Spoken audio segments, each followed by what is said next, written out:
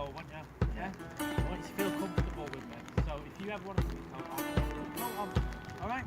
So what we're going to do now, we're going to go through some imagery in our heads. This is a self coat.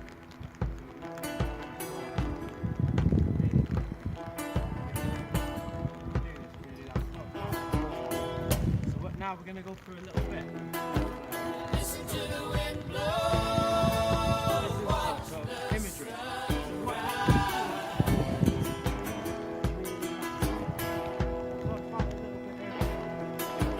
Run in the shadows. Damn your love, damn your life. And if you don't love me now, you will never love me again. I can still hear you saying you would never break the chain. And if you don't love me now, you will never love me again. I can still hear you saying you would never break the chain.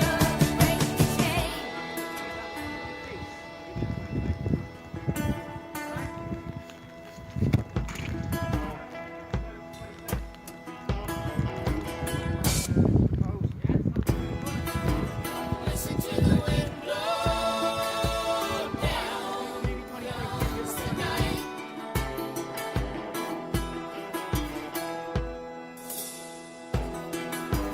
Run in the shadows. Damn your love, damn your life.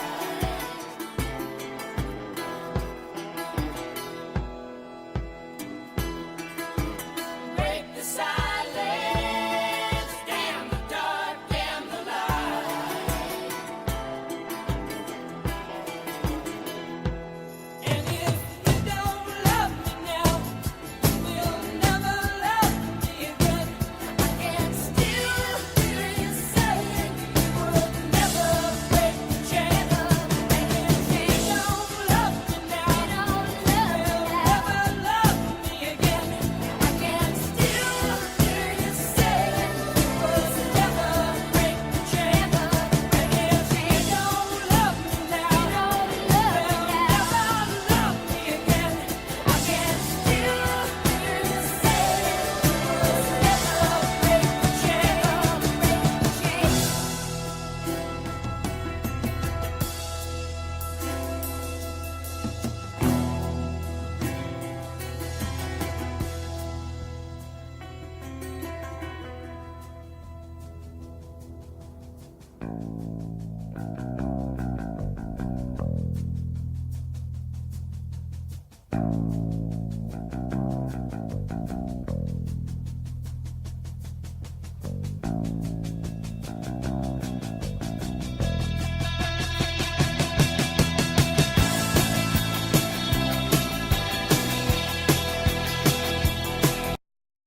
Hello, welcome to my video.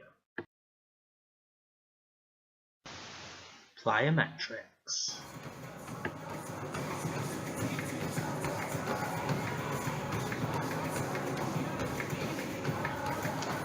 Muscular injury is one of the major problems facing today's athletes, both recreational and professional. Injuries to skeletal muscle represent 30% of the injuries seen in sports medicine clinics. As a result, it is imperative to utilise the most effective means to aid in deterring these injuries. However, there are conflicting opinions regarding the methods of reducing muscular injury through warming and stretching techniques.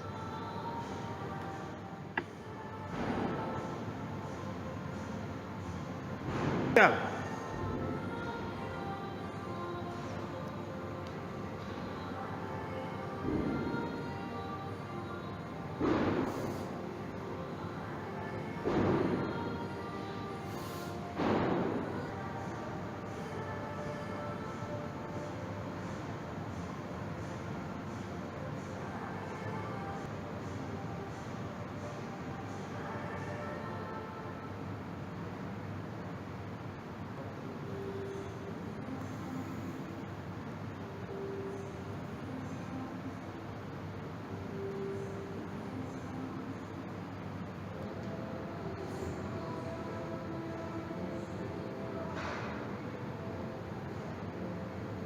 Out.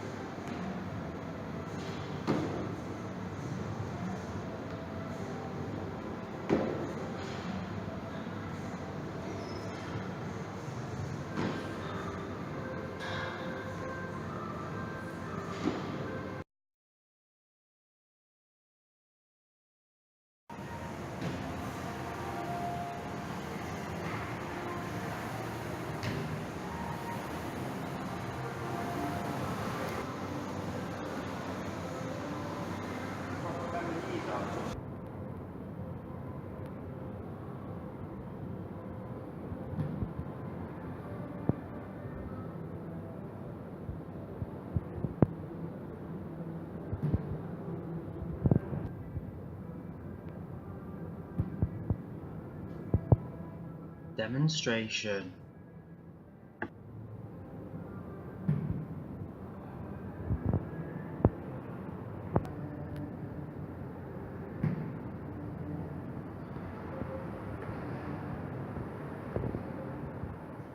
So, what is plyometrics and why do we use it for football? Plyometric activities use rapid switching from eccentric to concentric contractions to increase speed or force of muscle contractions. Training the stretch shorten cycle by jumping enhances athletic performance.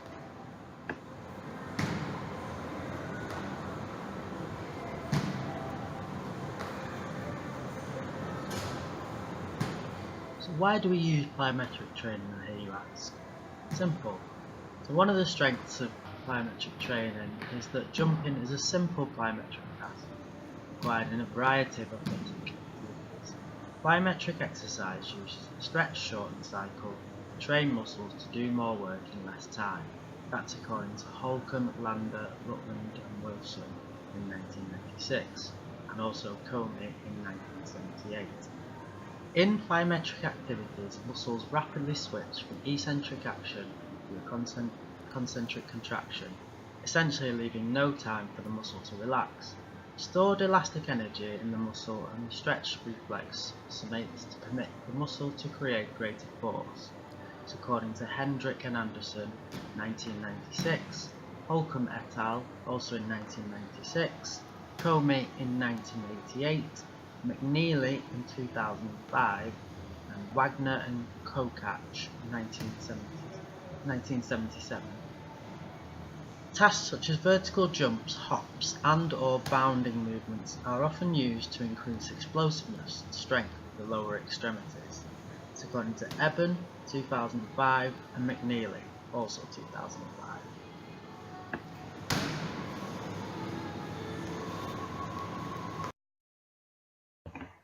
As well as many strengths, there are, however, weaknesses associated with the exercise format.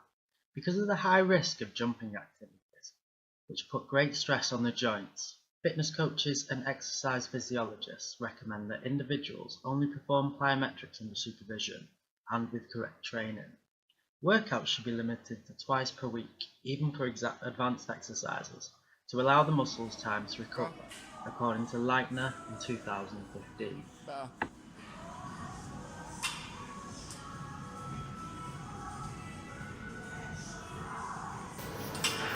Go on. Yeah.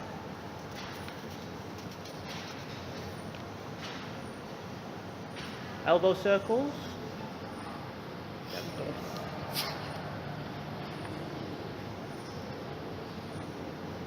Seal swings. I felt it important to demonstrate how the action should be performed Over and back. before asking the athlete to actually perform it. Give it some. Freestyle bounce. As previously stated, it is essential that a proper warm-up is conducted before each session Arm takes circles, place. forward and back. A warm-up generates an increase in body temperature that may benefit overall physical performance. 3 basic types of Trunk warm-up may be rotation. used to prepare for strenuous activity. These are passive, general and specific. The best of these is specific, Hip circles. which not only increases the temperature of the body parts involved in the activity, but also provides a rehearsal Bow of and events bends. to take place, according to Shellock in 1983. Really extend This is that what back. will be used in this video. We've used a specific That's it, warm-up that's it. to actually gain the best from Now do some knee the circles. exercise being Get them knee performed. circles done. During the stretching portion of the warm-up, the athlete performs 10 to 15 reps each way. Leg swing. The whole stretches for 10 to 30 seconds, 1 to 3 sets. Stretches performed were Another wrist leg. circles, elbow circles, seal swings, over and backs, freestyle bounce, arm circles, forwards and backwards, Squat and ankle stretch. trunk rotations, Them ankles hip stretch. circles, Down. bow and bend, knee circles, Lean right leg over on the swings, ankle. squatting ankle Yeah. stretch, and finally Russian Another side. baby maker. Let's get that Russian baby maker done.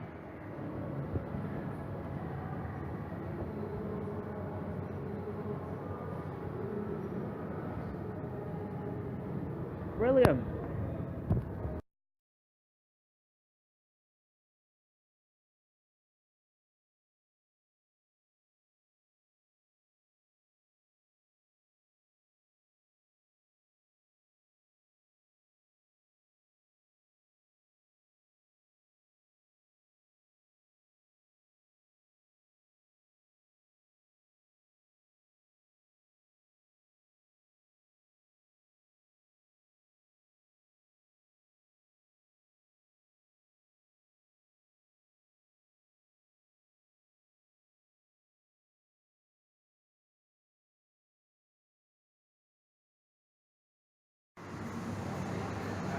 Go.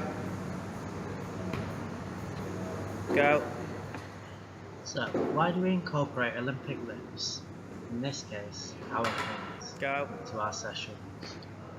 The barbell power clean is a resistance exercise typically used to generate and develop high levels of muscular power. For training purposes, there Go. are several commonly used variations that incorporate Go. various portions of the lift. Hang cleans, box cleans, clean pulls, Go. etc.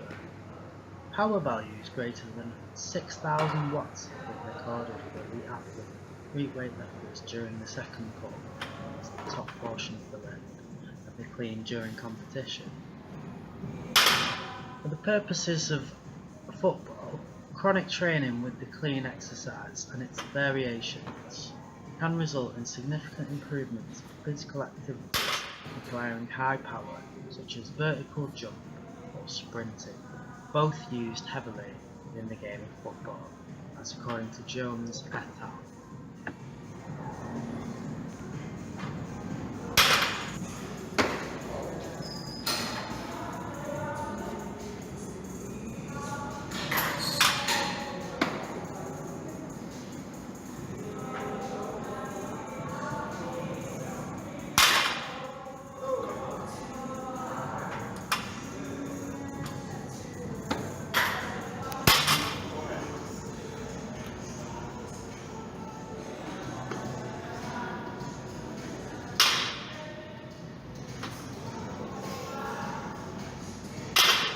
Shoulders back.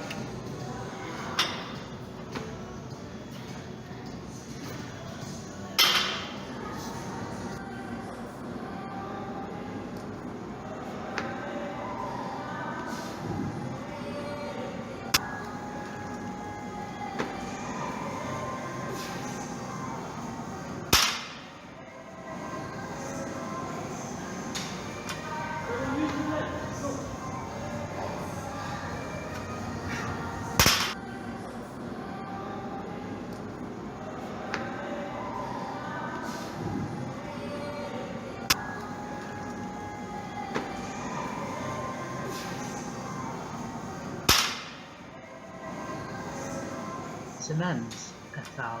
2005 established that elite football players should perform explosive power exercises such as the power clean, which you can see here, all year round in order to maintain explosive power and maintain correct form. Go.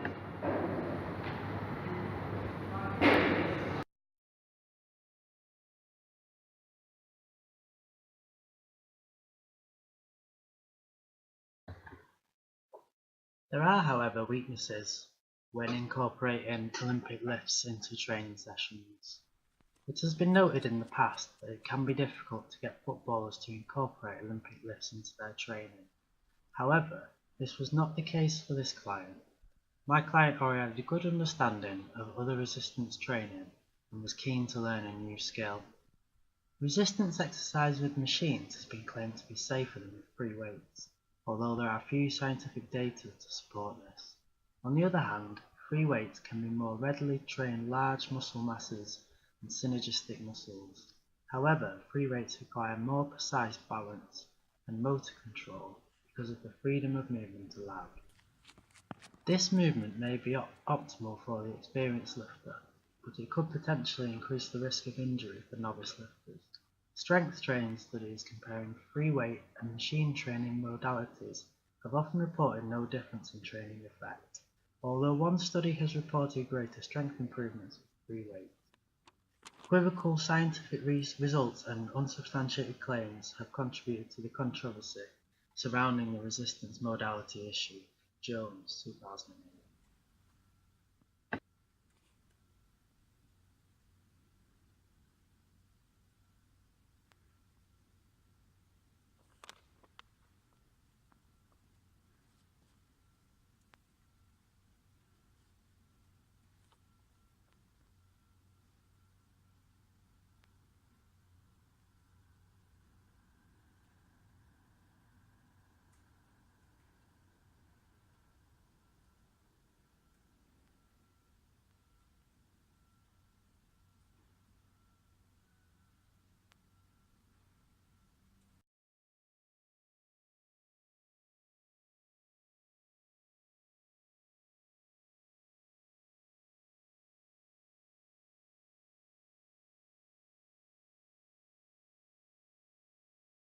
Your legs look proper skinny from Go.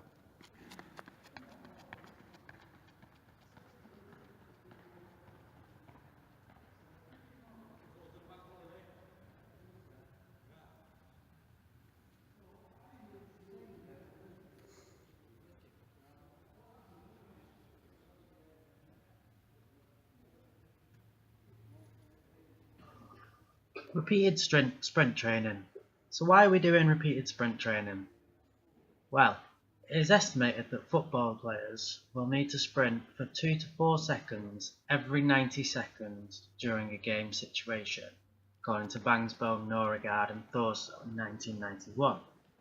Sprinting accounts for up to 11% of a footballer's distance covered during a game, meaning that sprinting is an important factor to consider, according to Van Gerven and Bootmans 1988.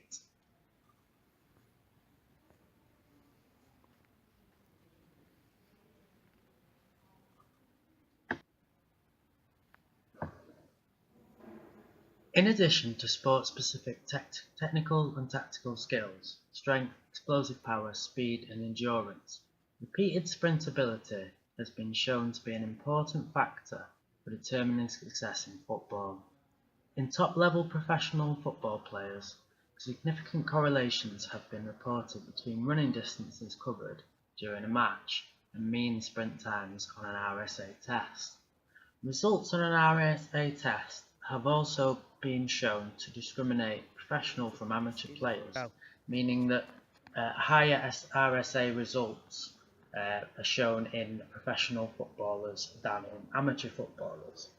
Consequently, the optimal design and implementation of training strategies that enhance RSA in talented young players is of significant interest to football coaches and players.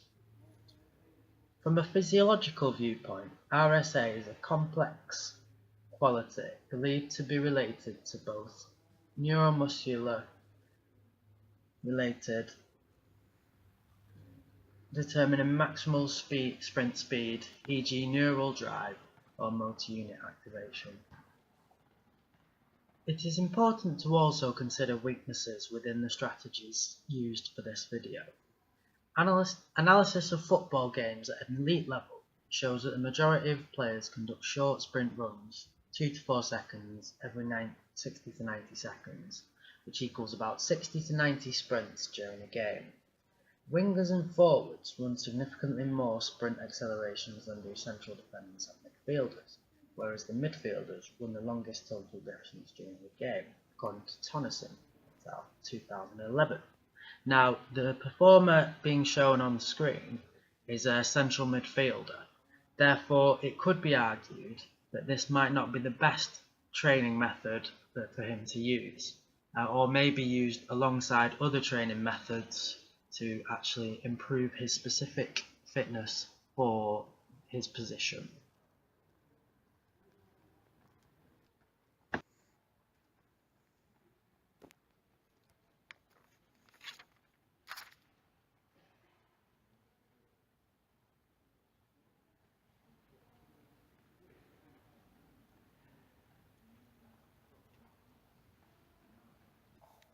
Yeah, go.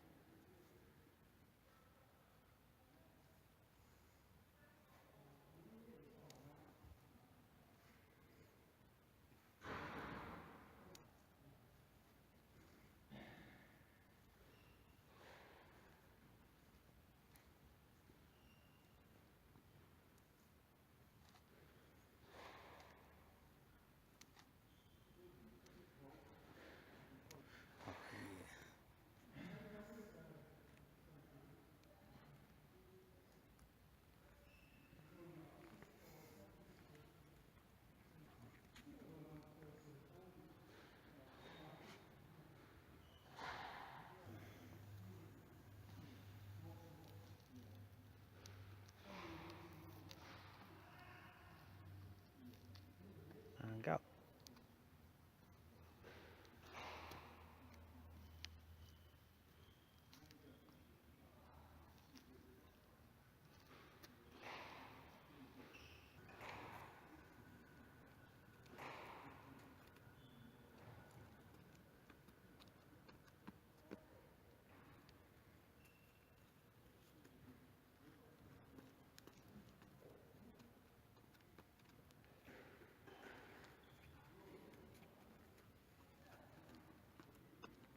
Go.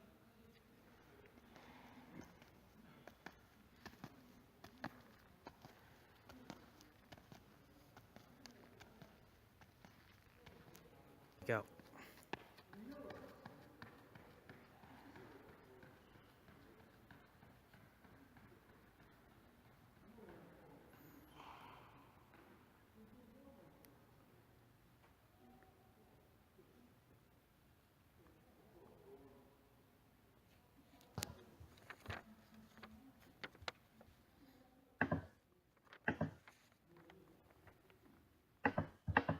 I felt it prudent at this point to explain why we cool down and why it is so important during every aspect of training to cool down properly afterwards.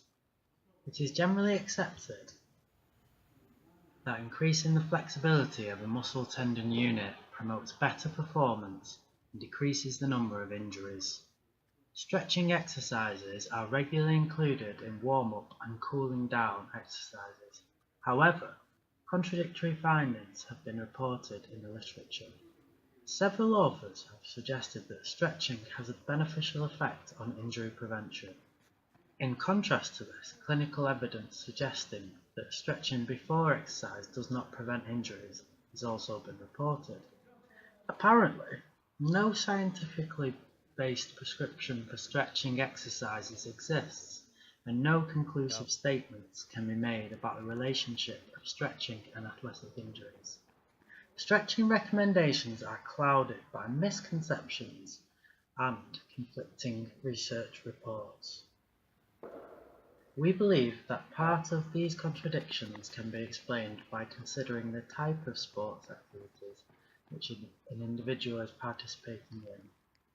Sports involving bouncing and jumping activities with a high intensity of stretch shortening cycles, for example football, for which this video refers to, require a muscle tendon unit that is compliant enough to store and release the high amount of elastic energy that benefits performance in such sports. If the participants of these sports have an insufficient compliant muscle tendon unit, the demands in energy absorption and release may rapidly exceed the capacity of the muscle tendon unit. This may lead to an increased risk of injury of this structure, which is not what we want at all. That's a reference for that is Witvrew et al. 2004. Go.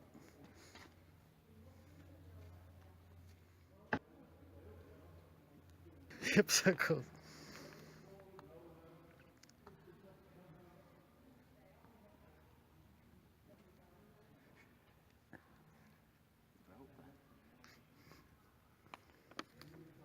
I've mastered that.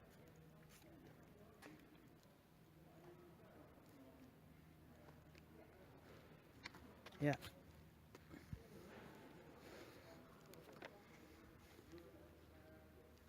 Go.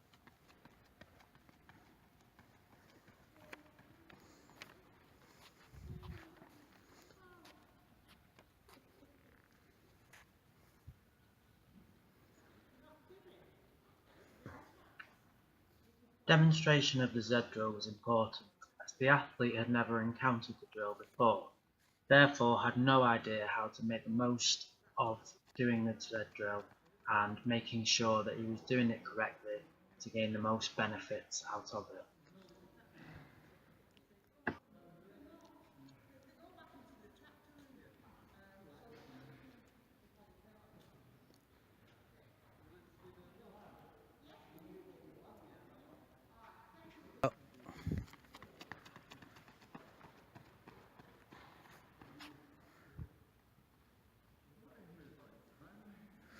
Walk it in. Walk it in.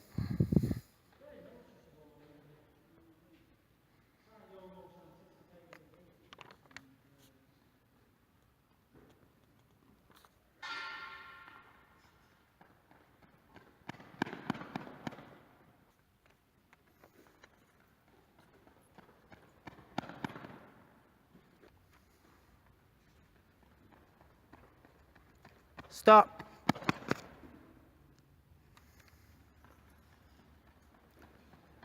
Stop left.